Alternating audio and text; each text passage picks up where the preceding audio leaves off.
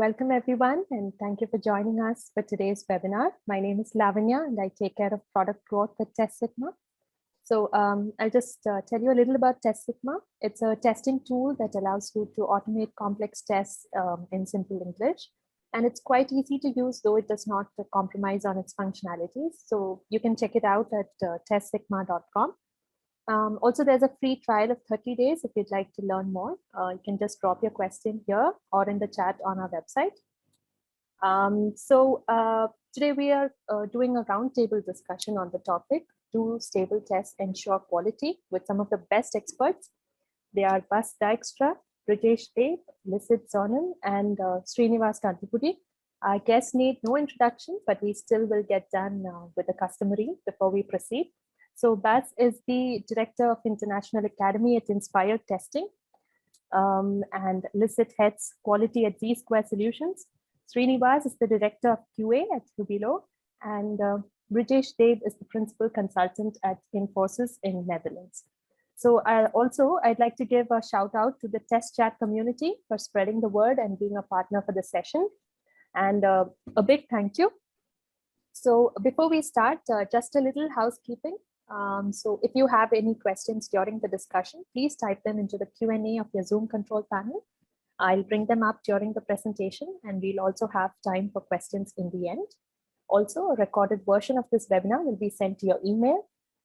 And also we'll be discussing our webinar in 4 parts.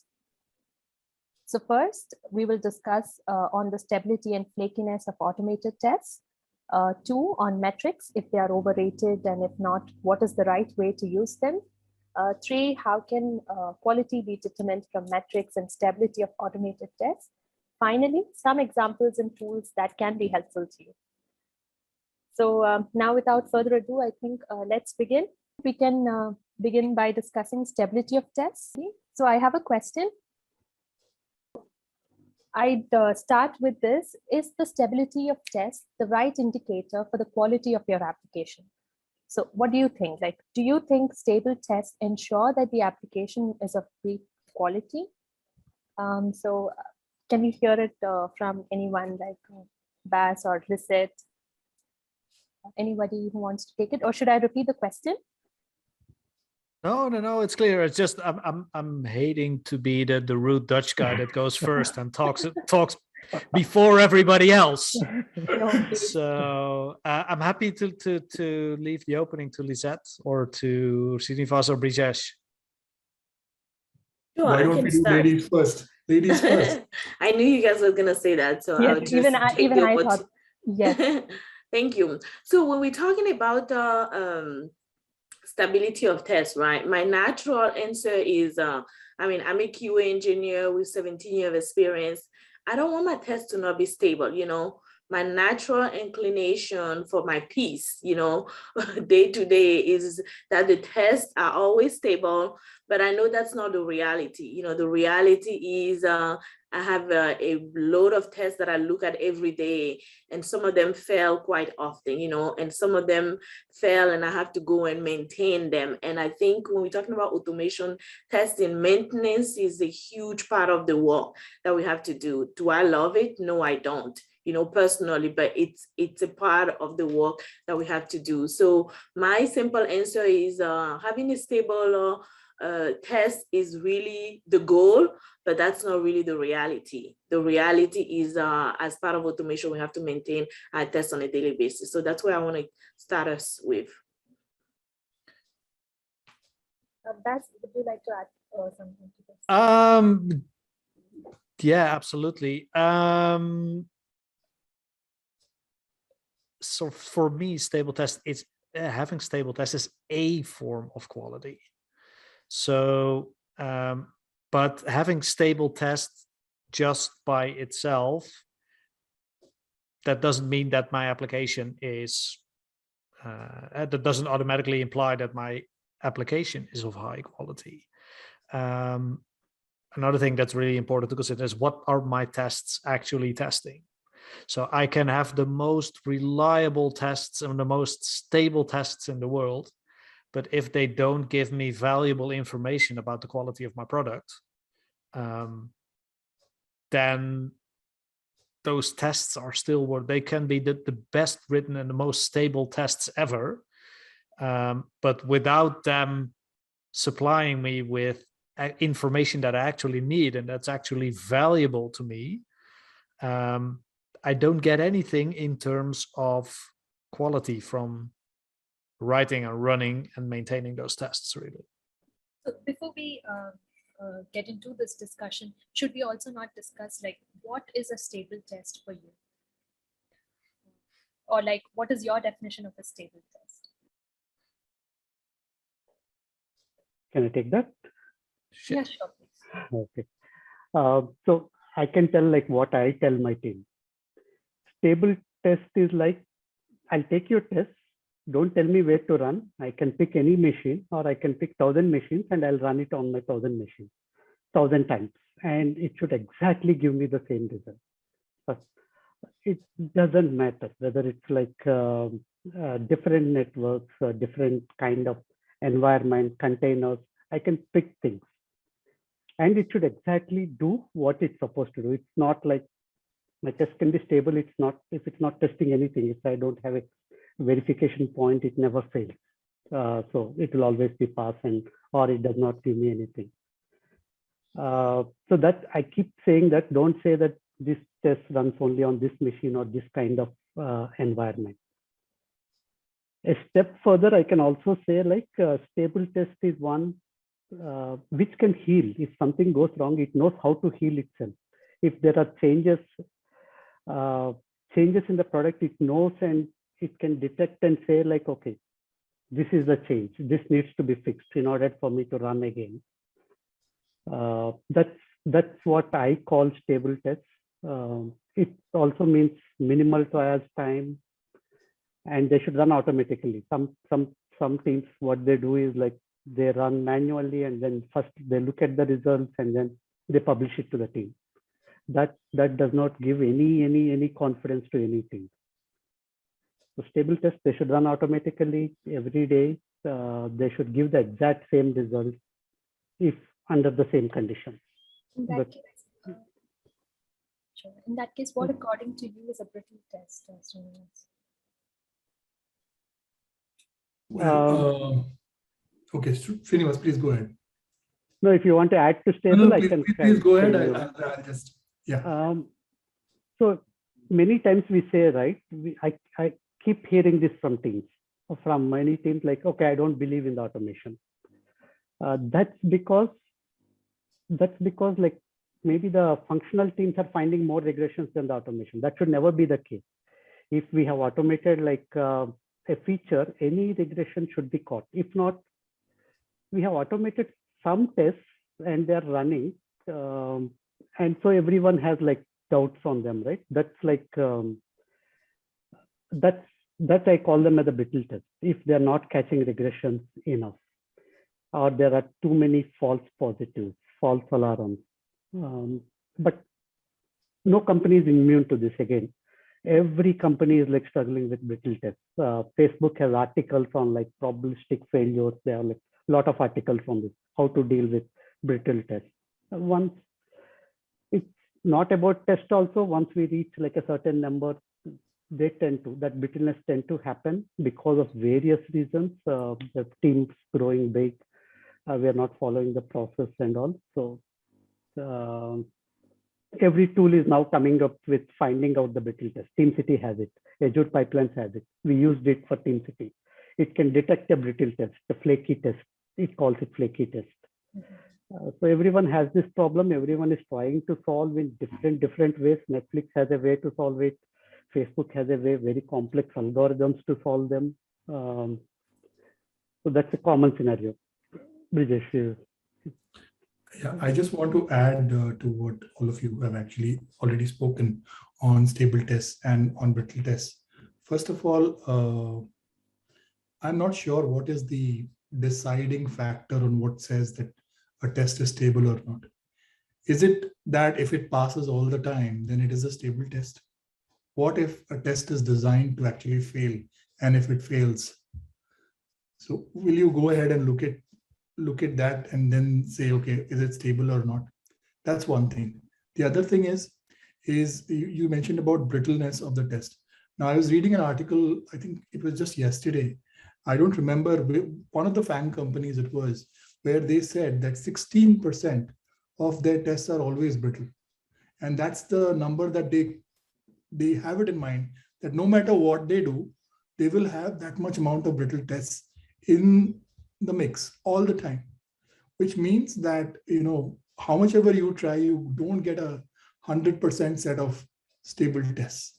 And sometimes that brittleness is required because, that is a measure of the quality of the test that you're running. Now, we are all talking about quality of the product and quality of the application that we are giving to the customer. Now, one fundamental question, which is probably a question for the audience, is how many times in our discussions during our meetings with our managers and our peers or with developers and architects have we said that, okay, the automation suite that we are building, the set of automation test cases that we are building, that also has to undergo unit testing. That also has to undergo deeper tests. We have to look within and test our tests themselves to make sure whether they are stable enough or not, or they are giving the desired results that we are looking for. And like Bas said, if the tests do not convey anything meaningful at the end of the day, then those test cases are meaningless, even if they are absolutely the most stable tests in this whole wide world. They are absolutely meaningless for me if they do not give me any concrete information, if there is nothing, valuable coming out of it for the stakeholders to take a meaningful decision with them. So that's my perspective. So one thing that I wanted to add was really about the fact that you spend more time testing your own tests, right? And this is a conversation that I have a lot with my team, because I'm always like, let's keep it simple and let's keep the goal. What is our goal here? The goal is to provide quality for the product. And this is the scenario that we get into within ourselves in the test community, especially when we're having automation in our product is. And most, if you're not a tester or you're not part of the test team or the test community, this is not something that people understand, that the test itself need maintenance, need care, need constant change and constant maintenance. And sometimes, we lose sight of the end goal. The end goal is, and I always tell my team, I need to have a balance of your time, because time is of the essence, right? You want to balance your time. That's why, I never bash manual tests, because I'm like, if you find yourself trying to spend more time maintaining your tests, that means these tests need to be put aside. And I also read an article maybe a couple of this week ago that, put the test aside. Maybe it's a time to actually change these tests. Maybe this test no longer meets the requirement to be part of your regression suite or part of your functional test. Put it aside, eliminate it, because we like to stay very close to our test and want to babysit the test. Time to put the test aside and actually focusing on, your core goal, which is actually the quality of the product. I really like that train of thought. So it's so many people in our community and in our field are becoming so driven by, so fascinated with, so obsessed with automating everything and just keeping everything green and running all the tests and writing all the tests and keeping all the tests stable, that they forget what it is, why they're doing that in the first place, why they actually spend all of that time automating. And this is what I see a lot of people struggling with is it also ties back into finding the time and getting the time from people to actually spend on the automation, because you need to sell that in terms of what does it do for my product? How does this effort, this time and effort that I spend on writing and maintaining my tests, how does this actually help me? How does this actually help my product or my business? Because I've been I've not been as long in the field as long as you have, Lisette. So, but in my 15 years, nobody has ever come up to me and said, well, give me 500 pounds of automated tests, please. Nobody.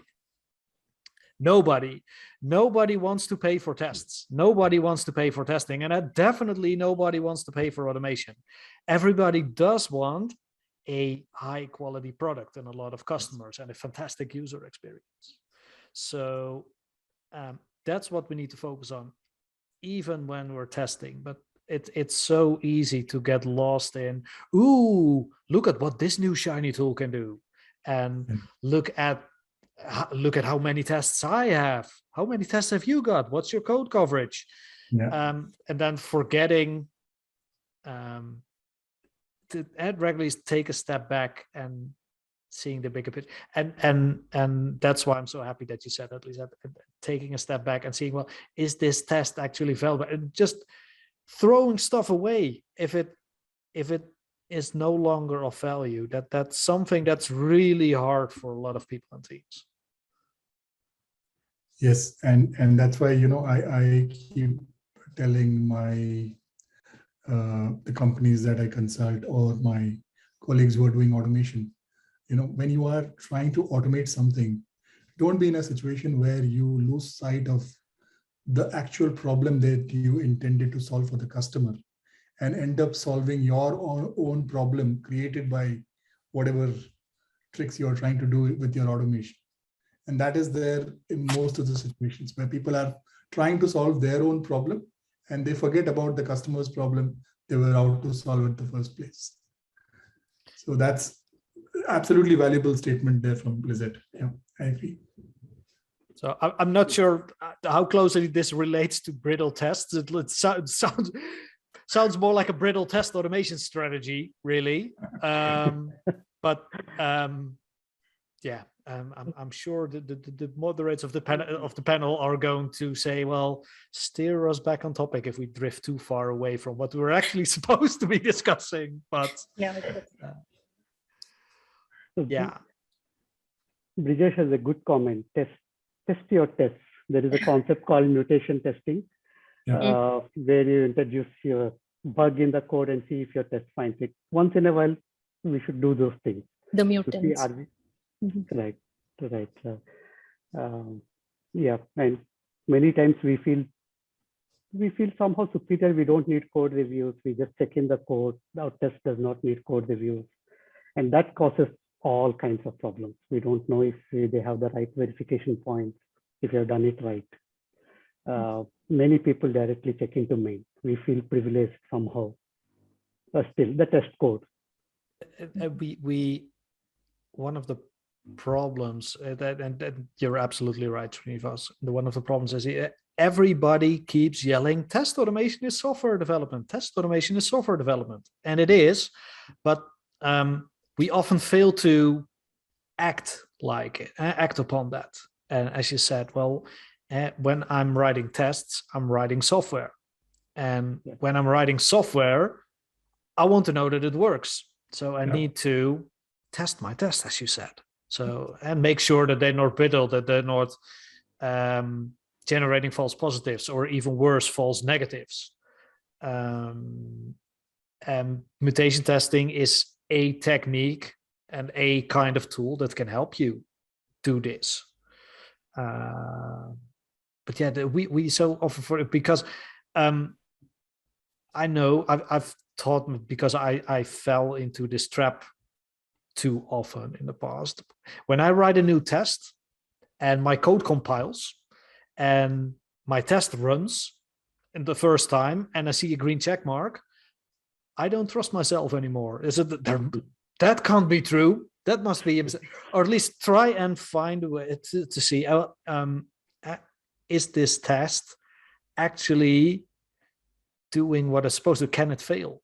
And can it actually, does it actually, when it fails, provide the information that I'm looking for? Now, mutation testing is a tool or a technique rather that can help you with that, but it's more of a mindset, of an attitude that I would like to see more when it comes to writing tests, because in the end, what we're all saying, it is software. So yeah, and we're trusting on that software and on the quality of that software, especially if we put it into our pipelines. So yeah, it's probably a good idea to spend a little extra time and effort to see if those tests we write are actually doing the things we think they do. Right. So one point that I want to add about that before we move on is, I think we find ourselves in the test industry, a lot of folks that are writing the automation are actually more of a natural coding background than actual tester. I, for instance, my background started as a developer, then I became a tester. So I enjoy the testing part of actually trying to test the product, but I feel like my fellow automation engineer, a lot of them are more into, what Brijesh was talking about, trying to make sure that the tests work amazingly, but they lose sight. It's like, how coding works. You get so ingrained, you compile, you get excited, it's green, and you think, this is the role, this is the job. And we have to find a way to couple that with maybe somebody that can bring you back to reality and say, how do we make your test actually test the product and not just make yourself feel good with the green and keep your test stable, so-called. Well, one of the things that probably drives this whole thing is the fascination for a green report. And then there is this constant push from managers, increase the coverage. I want 100% automation coverage. And I am actually tired of listening to 100% automation coverage. I seriously do not know what that means. But, against it. but I hear that every day. Every single day, if I visit LinkedIn and look through posts on testing, I will find that there. And yesterday there was a poll that somebody ran saying how much automation is expected. And there were 15 to 17% people saying 100%. And I was like, yeah. Of 100% what? Yeah, 100% of what? Yes. What? Wants to say something. I mean, this is like really interesting. This is KR from Testsigma. I mean, this is really interesting. I just wanted to jump in and just have one couple of follow, but like I'll keep it very short and I'll ask one and maybe I'll reserve the second one later. So when generally tests fail, right? And what should be the first thing that we look at? Like, is it like go back and check your results? And I mean, of course, results is important. Like, should we debug steps first or check the application? So what should be the approach for SDETs generally, right? And so, I mean, of course, we know the results are really important, but like when it comes to the debugging or going to the next level to understand the failure, where should we look at first? So I had this conversation. Sure, go ahead, Lisette. Okay, I had this conversation with a product person not too long ago, and because it was like, this test was failing, what does that mean, And I'm like, when a test fails, for me, it's usually three things that's happening, At least I look at it in three different buckets. The first one is it can be an environmental issue, network, code issue, something related to my own test. The second one can be data issue. That's one that we don't really look into a lot, So it can be my data. So I check and see if do I have the right data. Was any latest change that has happened? So those two can take a lot of your time. It has nothing to do with the product, And it's only the last bucket that is really when I eliminate those two big buckets, which can take you the whole day, literally, if you try to chase it. The last bucket is where it actually matters. It's okay, maybe something changed the application. And if the auto healing didn't work, then I need to go figure out now, what is that? So now I can dig into my actual test and try to see the result as you were saying. So that's how I look at it. And I think everybody has different approach, but for me, that's the approach that have really helped me to narrow down what is the issue. Otherwise, you can be chasing like a rabbit for a long time. Does anyone want to add to that? Yeah. Lisette covered most of the things. So now most tools are providing a way to rerun the test. So like somewhere we are pretty sure like we have it 2-3 times. Every tool, Cypress or TestNG or Mocha or any tool provides a rerun mechanism, and I can give rerun 2 times, 3 times. So that provides some confidence for me that like if I know that my tests are reviewed properly and they are like doing the right thing, that gives me some confidence that it's a bug. But I still ask my team to run them individually. They're run in a suite. There are like 10,000 tests, 5,000 tests. Anything might go wrong. The cleanup might go wrong. I think that's what Lisette mentioned about the data and all. So the next step is we run it individually and then go ahead with logging the bug. That's the steps I follow. Thank you. Others, I think if there are no other follow, I don't have any other. We can move on if there's no. I just want to add one point. Yeah, Brijesh, please go ahead. Yeah, I just want to add one point. Keep in mind what Bas said. I mean, look at your, the tests which are passing, also with a little bit of, skepticism, because you have to be aware of those false positives. Yeah. Because they are the dangerous ones, and they can actually, generally people have a tendency of looking at green and getting excited. Well, don't get overexcited. just handle things with a little care is what I would say. Be cautious about those. I totally agree with you, and everyone here, right? And generally, like that, this is what I've seen. Like the most of the SDETs or test automation engineers optimizing their tests to pass always, right? And I'm saying like the most, like not all, for sure. So the reason is like, this is what is my not like my observation again.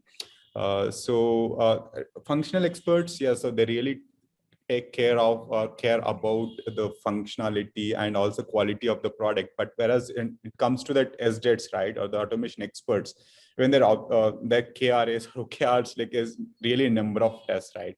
So that's what is really a worrying factor, like whereas they don't really understand, like not majority, but some of these SDETs, right? Or even the companies, when they set their expectations to this or set their agenda for test automation, right? So they say like, okay, as you rightly said, like what is the coverage? The coverage should come at end, right? Like first of all, let's build something meaningful, as Bas said. And then you talk about then it's really worth talking about coverage and the success rate, success of test automation, all that comes really, later, I guess, right? Yeah, I'll just move on to this one question that was a highlight. Should you trust a test that does not fail? So when there are no tests failing, does that mean the product is of the best quality?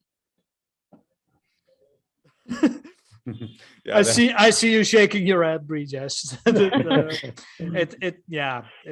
That was my first reaction to what it had. So this is something I put on a lot of slides that I use in talks. Is never trust a test you haven't seen fail. I want to know that my test can fail. I'm happy if my test passes, but only if I know it can actually fail, because otherwise it's just a wordless waste of computer time, really. Yes, exactly. Exactly the same point. And my first reaction was that I would never trust, because if like I said previously, there's this tendency of believing your tests are perfect, and you live in an absolutely perfect world that, okay, whatever you have written has done a splendid job. I think that is a dangerous attitude to have, especially when you're trying to work on something like a software. It's the same attitude we blame developers for. They say we're always saying developers, well, yes, I don't trust you, but and you shouldn't trust developers. But we're all when we're writing, we're developers too. So why don't we apply that to our own work as well? Absolutely. I'll just add to that. Yeah, You sure. shouldn't believe them if you're finding a lot of regression issues in functional testing and not automation. So just that thing. Sometimes product might be stable. There might be 1 or 2 failures once in a while. But if you're finding 10 bugs, 10 regression bugs in functional testing and automation is like happily passing all the time, something is terribly wrong, completely wrong. You need to review the whole process, your team, your process, the way you do, the way you review, everything you should do. And that's why constantly test your tests. Keep testing your tests. And like Lisette said, I mean, throw away anything that is adding no value. Just throw it away. Maybe it's time for you to write new tests, better tests. Your product is changing, right? You are adding new features. You are making enhancements. So, I mean, how can you be happy with the same set of tests running over and over again? It's time we abandon those tests and not hold on to them, right? True. Move on to the next question. So when a test is flaky, engineers or we just have a general move is to quickly learn to ignore it and eventually remove it. But how do we face a flaky test? Like, are there some tips? Like I can give my experiences, Lavanya. I worked in a company where there are like monoliths. I worked with like a huge applications which are like very old, maintained since 30 years and all. And when you have this, when your test reaches a limit like 30,000, 40,000, 50,000, they tend to have that flakiness involved. So we did a lot of research on them, how to do it, how other companies are handling it. That's when I read a lot on like how Netflix does it. They have a stable pipeline and a flaky pipeline. When a test fails, that test is moved to an unstable pipeline automatically. And then it has to pass 10 times there before it can come to a stable pipeline. So one QA engineer has to look at it, fix it, run it 10 times there, let it run, and then it can come back. That's the way they are dealing.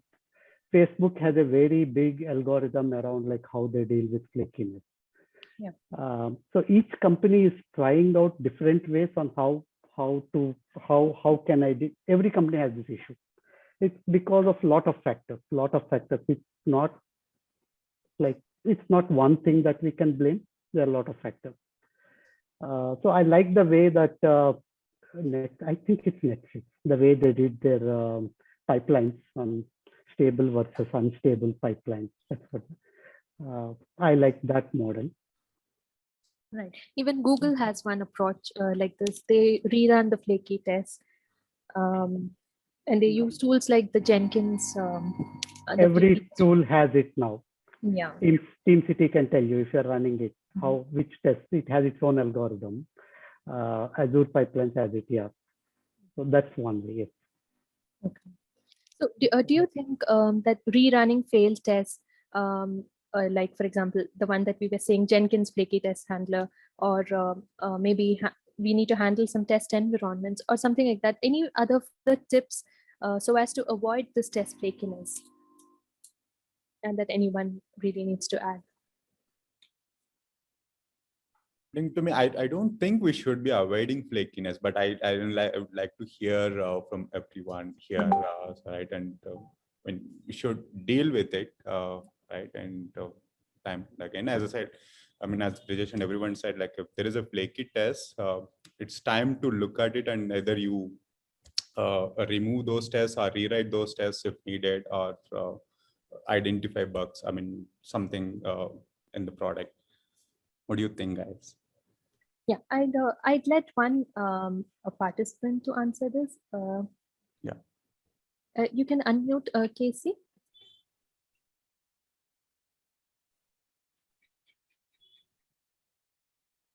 Hi, can you hear me? Yes. Yes. Yeah. So yeah, as I think Srinivas mentioned and a couple of others as well, they mentioned that flakiness is a bigger problem actually in the industry. And Netflix is having, Facebook is having, and Microsoft, and each and every company is having. So you need to determine what are the areas that is causing flakiness. Sometimes most of the UI test scripts only they cause the flakiness. They cause flakiness because of multiple reasons. For example, like environment issues, or the way we had basically coded, or sometimes what happens is the locators keeps changing. So there are a bunch of issues. So the golden rule nowadays, what companies are suggesting is, right, before you check in an automation code, make sure that the test that you had automated passes 5 times in a local run, and then 3 times in grid or whatever, Docker or whatever you are going to run the test. But having said that, still the test will fail if you have around like 5,000 or 10,000 tests running in a parallel mechanism.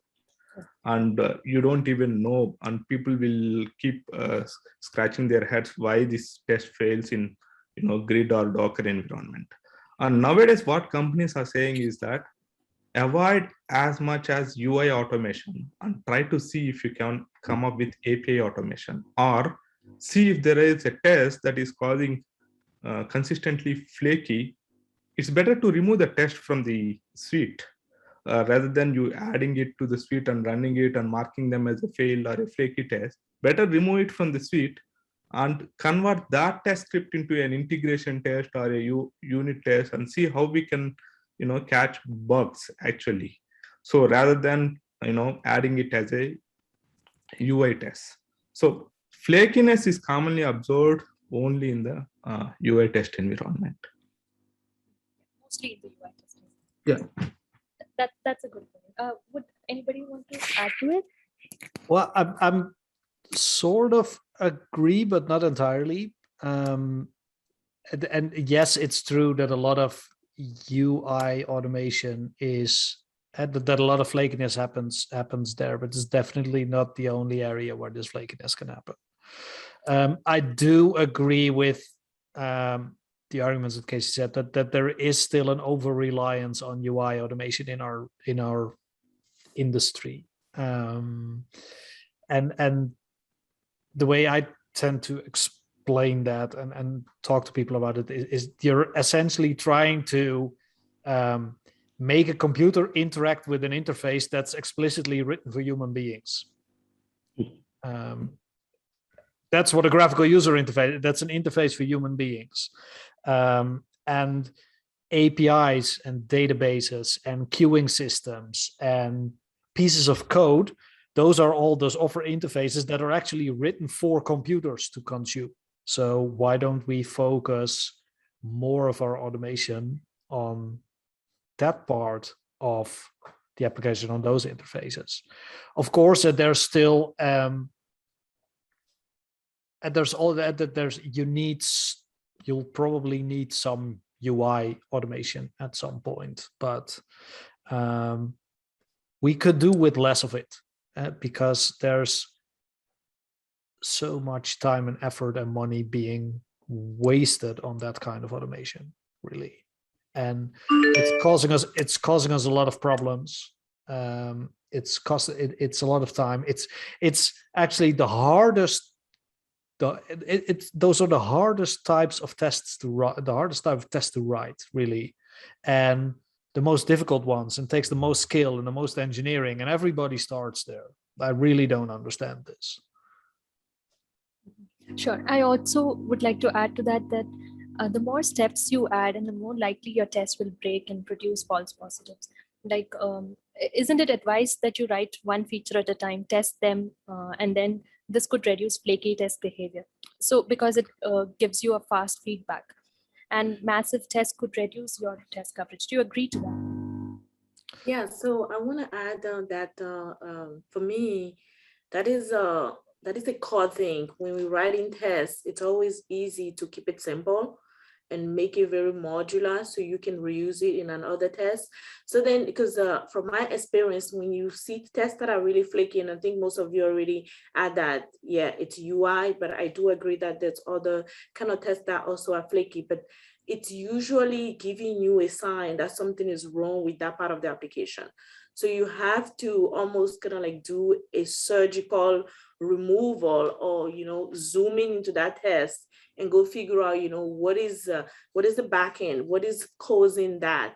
And if it's a huge end-to-end test, then as you mentioned, you have to try to decentralize it and try to figure out that little piece of your application that is creating that issue. So you require a lot of debugging and root cause analysis, but always my rule of thumb is always start small, because it make it a lot much easier to be able to debug later when you're trying to figure out what's wrong with your test. And you don't have to rewrite a lot of part of the code, right? You'll be able to just change that simple place where the issue is and continue. Sure. And not just start small, but try and keep it small, even in the long run. Right. That's starting small is I think not the hardest part. The hardest part is keeping it simple and small and keeping your tests small in the long run, because people say, oh, I can also add this, and oh, I can also add that, and oh, I've got this humongous regression test script that I want to automate. And yeah, and then keeping things small in the long run is just as important, I think. And I just want to add one small thing here. It's very important that you identify the right layer at which you should be testing. You know, that is something that a lot of people miss, because the approach is, okay, let me start with UI, and then they get stuck at UI. And they're looking for, you know, web elements and locators and chasing XPaths, and you know, they get lost there. They forget that the feature that they're trying to test has, you know, has interactions below the UI as well. You know, there are APIs, there's probably the app code which is there, then there you have the database. So, you know, you have to identify at which layer you need to be testing. And Bas, I completely agree with you that while a lot of flakiness in the test comes at the UI layer, the other layers also have flaky tests. So you have to look within, look under the hood and investigate properly. What is causing that flakiness? It's not just one UI interaction that you are bothered about, right? When you're talking about a feature. So that's something that people must be, you know, cognizant about. Sure. So let's move on to part 2, since we took up some time, and we'll also come back to the questions that we received in the end. So we'll touch upon metrics right now. I know there's a lot to discuss here, and it is a highly subjective one, but let's try to address the most important topics. My question would be, do you think these matrices are overhyped? I think Brijesh feels that way. Your thoughts on it, Brijesh? Oh, well, metrics. Well, so I just want to talk about an incident last year between Srinivas. I remember. Yes. And we had this. So as a part of the test chat community Telegram group, you know, this question about metrics came, and I said, I don't think these metrics add any value. And you know, I made a statement like that. And after that, there was this huge essay on metrics given by Srinivas, you know, talking about how valuable they are and why they should be used. And you know, then it was my way of actually, you know, pushing some people, because initially in the group, not a lot of people were talking, but that got him talking. And then as a result, he also did a webinar on that, which was great. So, you know, metrics are useful as long as you understand what you are trying to measure, first thing. And second thing, if you understand that they are really adding some value. Otherwise, you know, you may just collect a bunch of numbers, and those numbers may mean nothing. For example, test case count or defect count or things like that. And the truth is that, you know, in India, especially, it's a sad reality that sometimes appraisals are done on the number of test cases you've written. And that is a metric. Managers are looking for that. You know, number of defects that you have found. Manager will ask you that question and will do your annual appraisal based on that. Oh, you've got 500 defects. Okay, you get the maximum raise this year. I read it, and so just to maybe it reassures you, maybe this scares the crap out of you, but it doesn't just happen in India. Really, I read an anecdote from Scott Adams. So he's the author of the Dilbert comics, and he told in one of his books, he told a similar story about how this bug bounty program where people get paid for each where the testers got paid for each bug they found, that created a whole black market scheme of developers and testers putting bugs in there on purpose and then sharing the profits. And it all, so that's we all laugh about it, but it was actually based on a true story, and that just shows you how chasing the wrong metrics and trying to measure the wrong things and rewarding people for the wrong things can have interesting side effects. Yeah, I like the word interesting there. Yeah.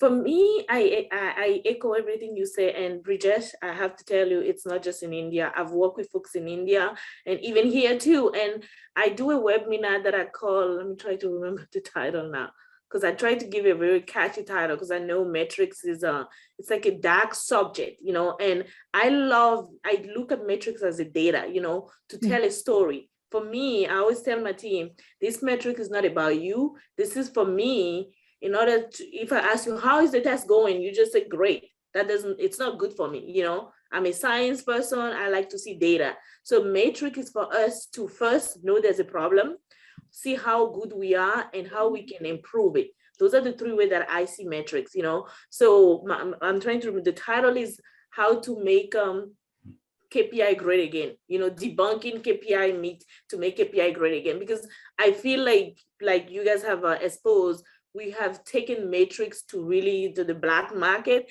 and make it really a bad story. And we have to give it a better story. You know, when I'm looking at the test, how do I know we are in the right track? And again, I'll be the person saying it. We might be using a matrix last year that is not necessary this year because we already figured out what we need for that. We can leave that alone and come up with other metrics. So that's how I do. I have a scorecard for my team, so I know how they're doing. And that scorecard is a personal. It's like a conversation for them to know how they should know that they're on track, you know. And also I look at metrics from every level in the organization. What the director or the VP need as far as metric, like thumbs up, thumb down, green, red, yellow, it's different than what maybe a middle manager need, you know, or even a developer need. So I like to cater the metrics to everyone that I'm talking, you know, and try to debunk the fact that the negative vibe that metrics give, and try to see how we can use it to tell a story about how to improve our test overall and the quality. So I'm useless with metrics, really. So it's definitely not my strong point and not my expertise. So one thing that I've always wondered is, and what I said earlier is that we shouldn't talk about automation in terms of testing, but isn't it the same true for metrics around testing? Things like code coverage and number of that only tells me something about the amount of testing, and that's nobody really cares about the number of test cases you have. But something that I've been wondering, and I hope somebody in this panel can shed some light on that, is shouldn't we just stick to the metrics that actually tell us something about our product or our process? And if we can express what we do in testing and make these numbers tangible through metrics, wouldn't that be a much better approach? Mm-hmm. So do you think metrics help at all? Like, does it not help you understand your tests are effective, or that our testers' efforts are appreciated, or so our managers know that we did a good job at least? Don't testers need to be credited for their efforts? How do we wouldn't that be a tangible result to show that we have reached this percentage at least? So yeah, as Brijesh mentioned, I can talk hours and hours on metrics. I think they are valuable, whatever, they are valuable, but every point is valid. What Bas mentioned, any metric can be gained. Give me a metric, I can beat it. So you should be very, very, very careful on what you're picking and how you're picking that, what combination you're doing. That's important. If not, anything I can beat it. Any metric can be. And that's how black market and all that Bas mentioned, that's entirely true. And there was something Lisette mentioned, I thought that, so Lisette mentioned it's an indicator, that's all. There is not, it's not a truth. It's just an indicator. Look at it and then start the conversation. Any metric that you pick. And I often keep some metrics to myself to understand how team is doing. I don't tell them that I'm tracking this metric. That they don't know what it is. They can't do anything. They can't manipulate it. And it helps me to just ask questions, look at it I might have a metric on automation. If some things are not happening as per my metrics, I will then go look into the code, talk to the team, start a conversation and say okay, what's happening here? I don't talk about that number, that metric at all. Sometimes, some places that helps.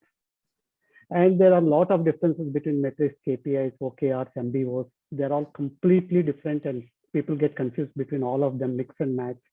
Take every metric and put it as a KPI, or take a KPI and say now we have to do OKRs because Google started or Facebook started it. Everyone should have OKRs now in the company. As I said, I can talk more and more and more. And there are things like vanity metrics that's very popular. They're feel-good metrics. Number of bugs, number of test cases. These are all useless metrics, but they're called vanity. That's why they're called vanity metrics. You can have as many of them. They are not useful at all. So some of the new managers, especially, they don't know and they just keep giving these metrics, and that's how everyone thinks yeah, they're not useful. So I also feel that every team should have some % of coverage. So this decision can be best made by the owners of the product with some domain specific knowledge. And also the testers need to have the right tools to do so.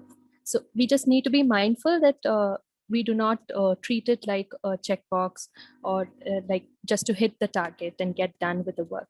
So that's a good point, actually, Srinivas. And it's also a topic for later. We can address them maybe in our next blog or a session. But I'm thinking that we'd extend the webinar for a few more minutes so that we can move into some important questions, if that's okay. Yeah, Absolutely. Fine. Yeah. Okay. So since we talked about some matrices, what would you suggest as an alternative metrics that can help? For example, let's say, can't customer satisfaction be considered metric, or NPS score? Like what our customers say about our product, or maybe, so after deployment, how many bugs are we receiving? Can these be considered as an alternative metrics, if not for the software testing metrics that we follow? Well, I'm, in my very uninformed opinion, yes, because that actually tells you something about the quality of your product instead of what you're doing as a tester. Yes. Yeah, I feel like we need, for me, we need all of them, and there's layer to it. Whoever's looking at the customer, because before you get to the customer, the product has went through several people's hands. And as Srinivas was saying, I want to know on the day-to-day basis how we're doing. I don't want to wait for it to get on the customer hand and get a negative, report. So on a day-to-day, how are we doing so we can improve right now before we get to the final, the final note from the customer. So that's why I feel like we need it at every level. I think where metrics get a bad rap is really what we do with it. Otherwise, I don't think there's any issue just trying to know how many test cases we have. That's just a number. I just want to know, because it's it's a number, and that number can be a good number or a bad number. That's why I always like to share what is the threshold that I'm looking for, you know, for any game. I used to have a team, and it was not a testing team, it was actually a support team. And we had a lot of customer issue that we wanted to resolve. So I came up with a metrics. I need you to fix 5 bugs a day because we had a lot of bugs. Is that a good idea? No, but because I gave a threshold number, people were trying to do minimum 5. Now, are they doing the good 5 or the bad 5? But every time I pick a metrics, I'm trying to bring some motivation, because as a human being, if we're not measuring it, we're never going to target it. We're never going to improve upon it. So that's how I see metrics. Like, okay. And then when we got to a number that I feel like we brought the bug down, I forgot about the metrics. I was like, now we're back to normal. So I think metrics get a bad rap because of how we manage it. Mhm. Right. So Casey, would you like to add to it? Yes, please. Yeah. So yeah, as everyone mentioned that, you know, so there is nothing like a predefined set of a metrics. So you can't say that, okay, the number of defects are whether am I releasing a product to the customer without 0 defects. So you can't say that, okay, these are the metrics that applies to everyone. So metrics is something that you have to work with your team. It's not just a test engineer's part. It is a part of, you know, even the development as well as the managers, as well as maybe sometimes even with your org as well. And also the most important point that you need to consider is you can't basically chase the metrics like you know, you have to achieve this, you have to make sure that your automation is 100% on the service side or 80%. You can't basically chase all those things. That will not work in the long run. So when you are defining the metrics, you need to make sure that what kind of value it is going to add to the product and how is it going to be useful to everyone. For example, you develop a feature, okay, and on top of that feature, you are finding almost like 60 to 70 bugs. Do you really consider to take that feature?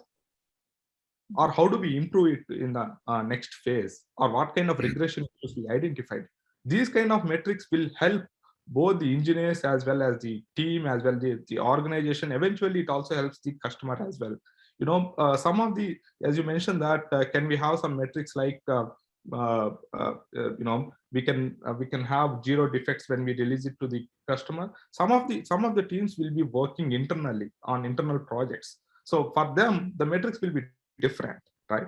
So you can't basically, you know, predefine, okay, these are the metrics that is for this particular customer. It is a combined effort. So based on my experiences with, you know, some of these FANG companies, what we actually do is like, we sit together, you know, the complete engineering team, and we come up with a kind of like a criteria.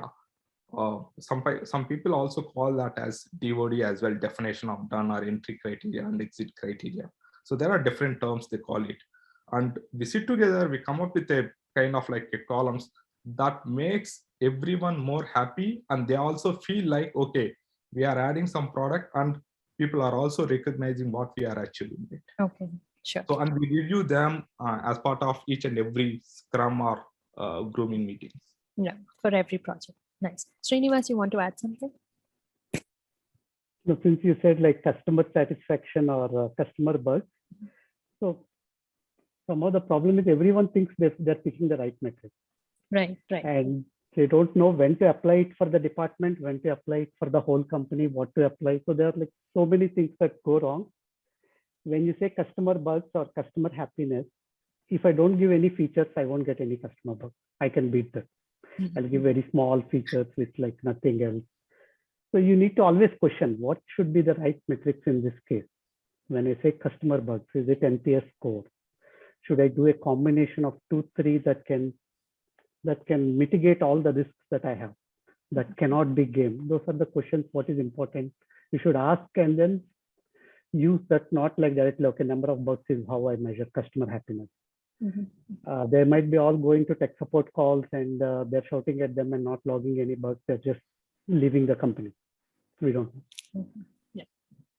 Well, that's the one point that I want to add. Just like I mentioned previously, when we were talking about, you know, our tests and flaky tests, I said test your tests. Here also test your metrics. I mean, review your metrics from time to time.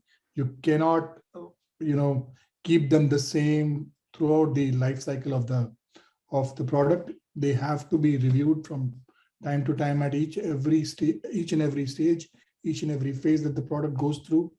You will have to look at it. Sometimes new metrics will evolve out of what you are trying to look at. Sometimes, based on the numbers that you get, based on the data that you get, and based on the information you derive out of that data, you will probably be looking for new metrics. That may also be the case. So review your metrics constantly, periodically, is an important advice that I would like to say here. Sure. Okay. So the bar shouldn't be too low, neither should it be too pressurizing for our testers. Okay, so let's move on to the third part where we discuss about quality. How do we establish a stable quality signal and increase the quality of the software that we deliver? Or would a feedback mechanism help us decide if the quality is good enough? Quality is absolutely subjective. What is of good quality for a developer may be of absolutely poor quality to me. Right. And it may be of outstanding quality to the product owner. Who knows? So coming to consensus about what quality criteria you're looking for, establishing a uniformly or unanimously taken view of quality is very important, that everybody understands and agrees to the quality characteristics that you're going to be looking for. And then, have, in my opinion, have some sort of a baseline saying, okay, this is what exactly we want the application or the product to be doing. And most importantly, look at it from the customer's point of view and see if it is actually solving the problem it is intended to solve. That is most important. If you are missing that point, then you may add stickers to it, put stars on it, or decorate it, put it in a shiny packet and deliver it, won't add any value. So that's what I feel. So what I was looking for is do we need shouldn't we check if our automated tests are effective too? Maybe we could answer questions like, does my test automation uncover bugs at the right time? Are they easy to maintain? So how effective are my automated tests? Are you automating the right use cases?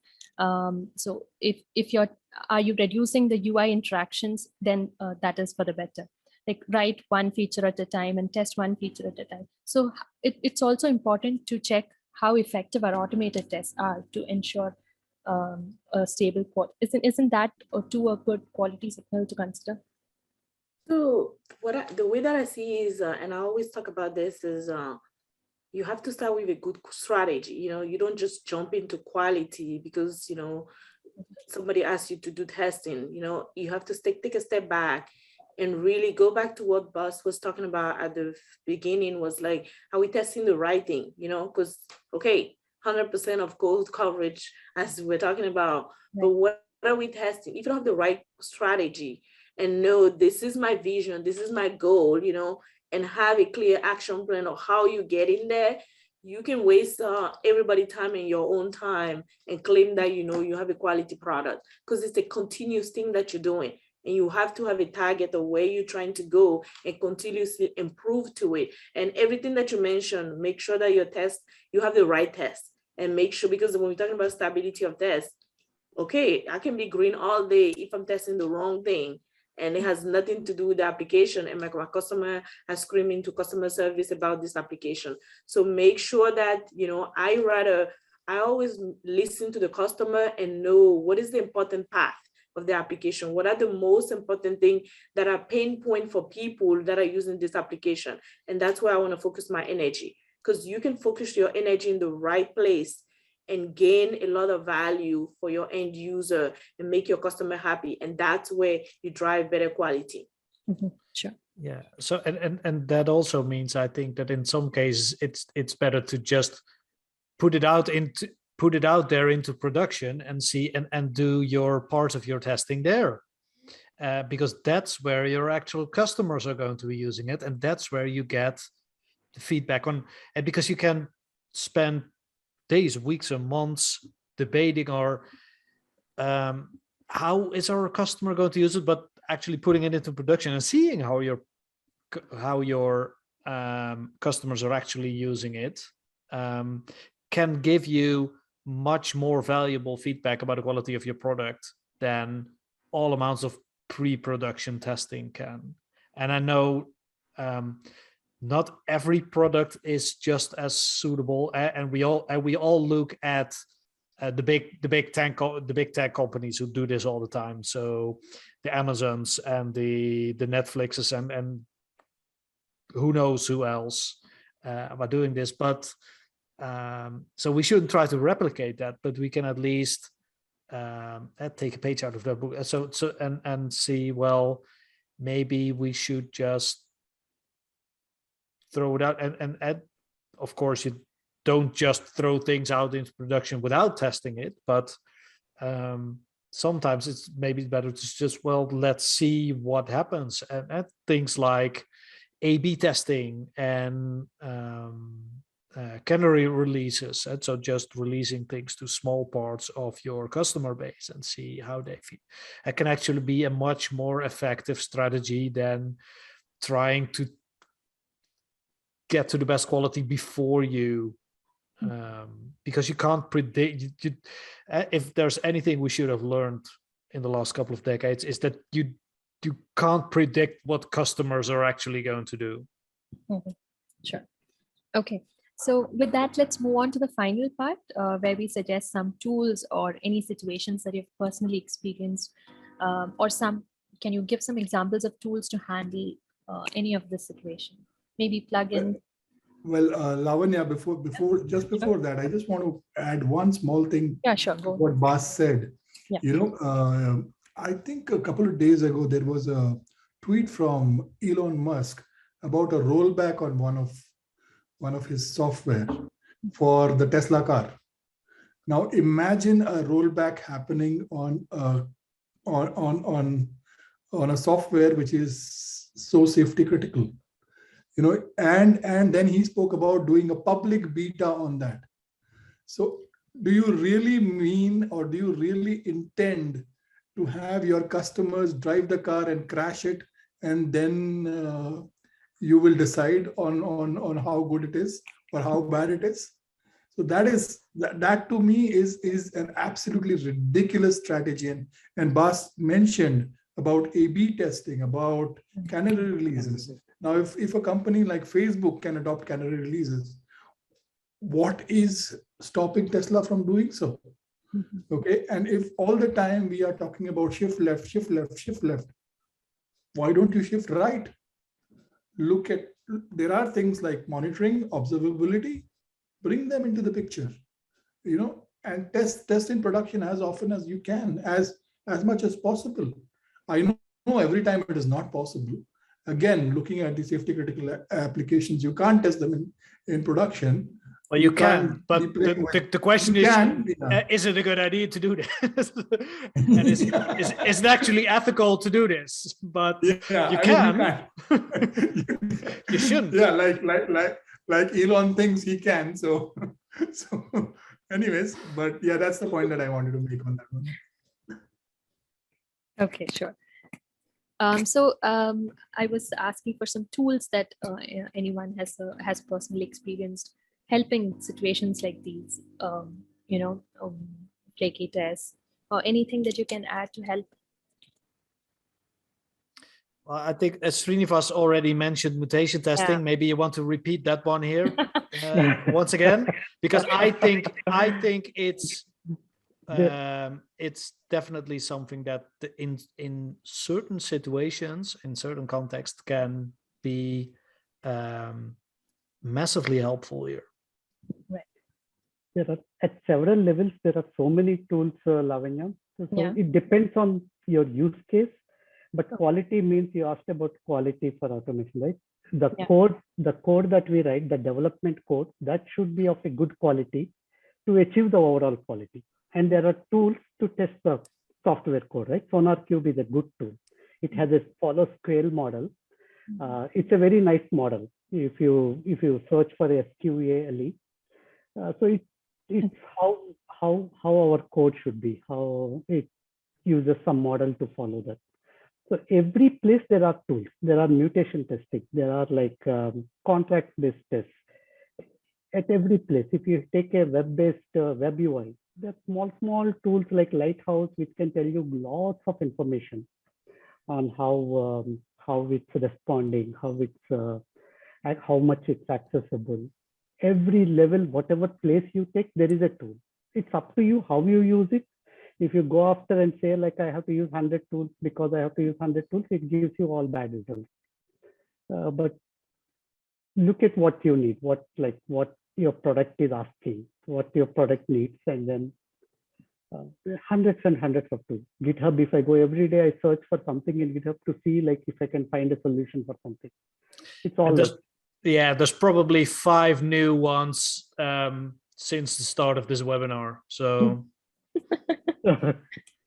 exactly, and that's why I like to be tool agnostic, really, because I feel like we test like to chase tool, and we chase tool, which is a good thing. But I, similar to Srinivas, I like to think about what is the problem we're trying to solve, because at the end of the day, it's a problem.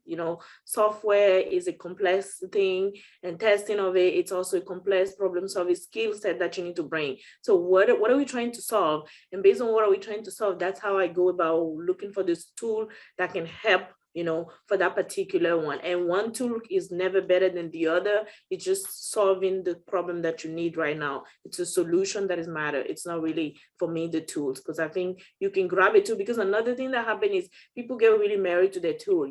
They like, okay, I've been using this tool and I don't want to give up on it. And it's actually not serving you well anymore. So you have to divorce yourself from the tool and focus on solving the problem.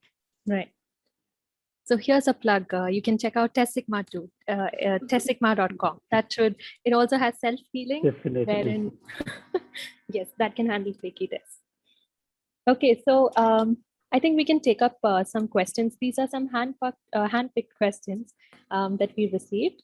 So I'll just take the important ones that I thought, like how do you convince your management not to expect 100% automation, and how do we break the myth of the all green report?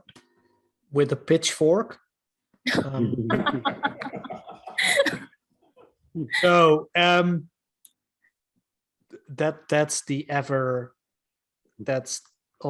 a difficult discussion to have.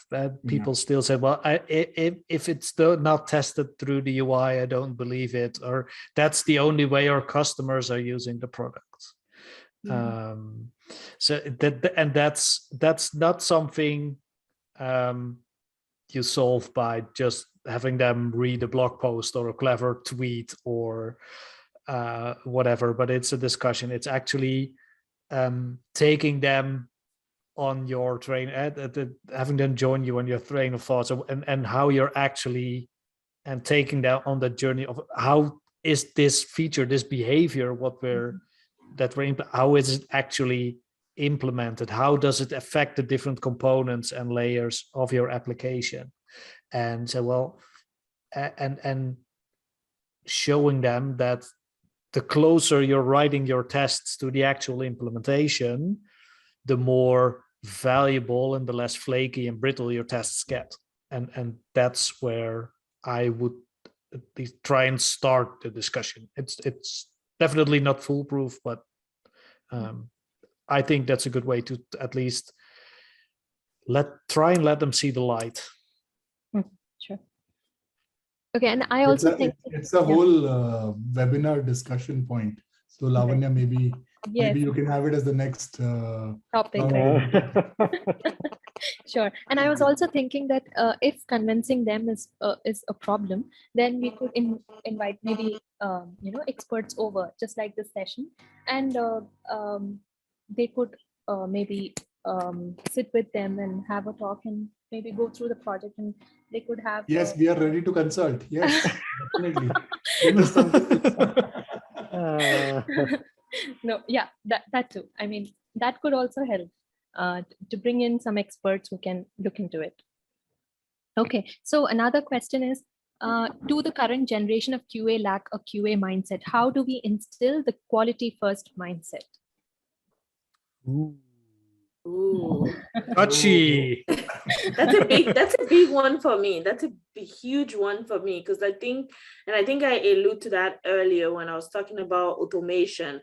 I think we're really moving away from like, what is the main goal here? Let's keep the main goal. The main goal is you're here to bring quality to the application, but we lose sight. So I think we're still losing sight of like, what is testing about? What is really testing about? Or even having the passion for testing. I see a lot of people that are really doing testing, but they don't have the passion for it. They have passion for, I don't know, other things. So I don't know. I'm not the new generation, but you know, it's a topic that I'm always trying to find an answer. Yeah. So I'm curious. It's one of the reasons I sometimes have a problem with the role of test automation engineer, because you need to be both a good software tester and a good software developer. And it's so incredibly hard to be very good. And it takes time and effort to be really good at both. And what a lot of people forget is the testing part, is why you're actually throwing all these tools at all of these problems. It is a testing problem, and in the end, a quality and a product problem that you're trying to solve. And people get so caught up in the automation because it's cool and things move on your screen and you see green check marks and it pays better, and that they forget that the only thing you're trying to do is perform specific testing activities more efficiently through the use of tools, really. But that's what people tend to forget in this whole test automation thing. Well, in my experience, when when trying to hire somebody for a role of a tester, when we receive applications and when we start interviewing people, there was a situation where I interviewed almost 45 people, and the basics of testing were all gone. They were absolutely missing. All they wanted to do was automate, write Java code. Okay, and a part of the problem is, if you look at the job descriptions of the jobs in the market today, none of them talks about testing.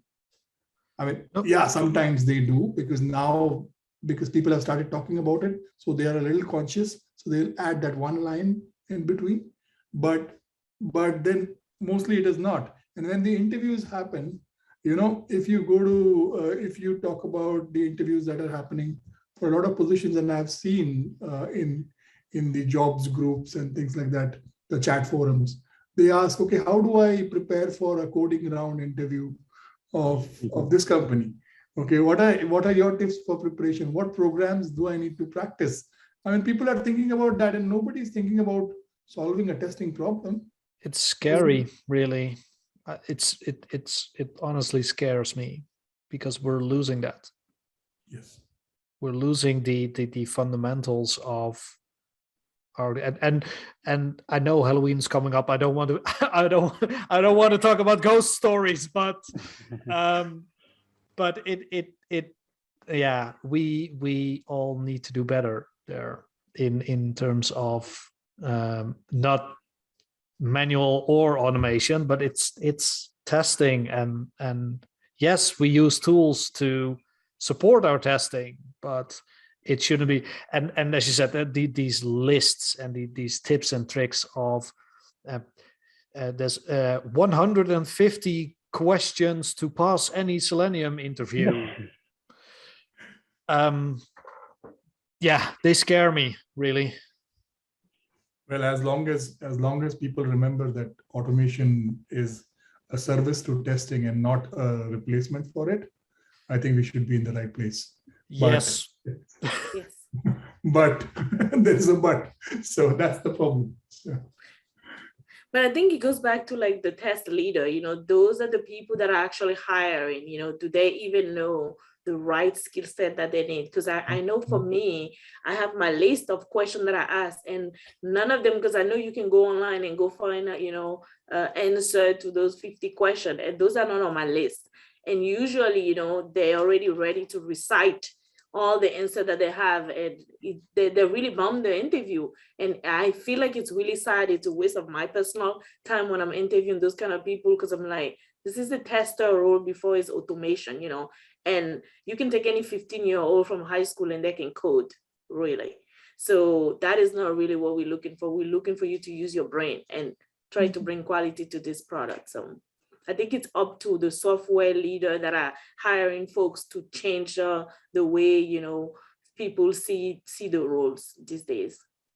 Another, you know, part of the problem is the tech conferences these days. If you look at them, like I attended one recently. Everybody was talking about AI, machine learning, cloud, you know, all sorts of fancy automation tools, low code, no code. I did not see anybody talk about stability. I did not see anybody talk about, you know, test strategy. So you know, that is where the problem is, that those things which are the essence of the real craft of testing, people are just not talking about it enough. Maybe there are, you know, conversations going in pockets, but not in the mainstream. And that to me is another problem. So maybe we could somehow inspire tech conferences to include topics related to testing, to somehow bring back the lost glory, if I may put it that way. Srinivas? Yep. No, I enjoyed all this completely. I completely agree to what they're saying. Okay. Everyone. Okay, so we'll just we got a question from the Q&A that was not answered, which is from Aarti. Can we keep test suite simple and targeted for one particular core functionality, which will help us to do the product's core functionality and tell us no major functionalities are breaking? So I think we also addressed this, and we can utilize to test more non-automated scenarios. So basically, can we just automate the just one scenario, the core functionality, and utilize the time to do more of exploratory testing and to understand the application better? I think that's how Aarti would like to put it. If you'd like to add something, you may. Scenarios. You can't give me 20 test cases and say run this daily for a year. No one can do. That's where automation best suits. Automate that core functionality, whatever is like tested before, and then focus on like different ways to break your system. That's the right mix. I think that's what everyone said, and that's what Aarti is saying also. Sure.